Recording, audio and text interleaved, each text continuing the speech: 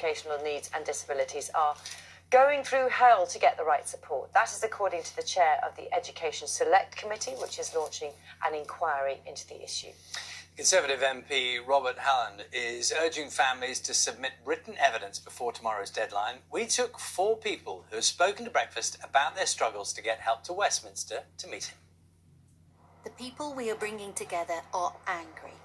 The system is broken, and we want to highlight the fact that in a broken system you end up with broken children, and that is just not good enough. Numerous fixed-term exclusions, 2 permanent exclusions, 2 periods of over 12 months each out of school completely.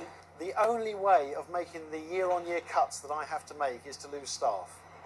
We've brought them here to Westminster to meet the Conservative chair of the Education Committee, Robert Halfon, the man leading an inquiry into what many say is a crisis in SEND provision. There are going to be a lot of eyes on this inquiry, Robert. I can't promise you it's going to make a dramatic change overnight. I can't promise that, but I can promise you that we will highlight these injustices and try to get the government to change some policies. There are a lot of parents and a lot of families who need things to change, and they're desperate for things to change. This is the first face-to-face evidence the committee has heard. Victoria is a single mum who has spent £12,000 on assessments and reports to help her autistic son find the right support, without success.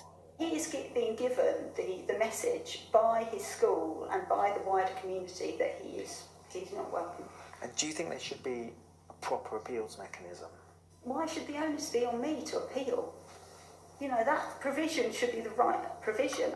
SEND appeals are indeed at a record high. Exclusions are rising. Demand for special school places is also rising.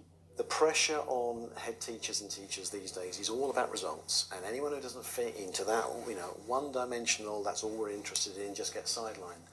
And that's where services like mine then come under enormous pressure to start working with youngsters that I should never even see. Graham says they can't meet demand, nor can they make ends meet. He talks of a funding crisis. Parents talk of a personal crisis.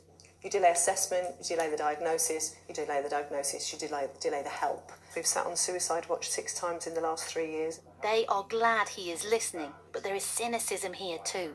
An inquiry is simply a way to talk around things that people already know, take the heat out of a situation and then kick it into the long grass. The hope is that the government at least respond to some of the recommendations. Now, it seems to me entirely wrong that people are being excluded from having a good education, and parents have to go through absolute hell often, as I say, what I call a treacle of bureaucracy. I want people to act. I want people to make noise. I want people to not let this go. I want people to not allow the government to ignore it.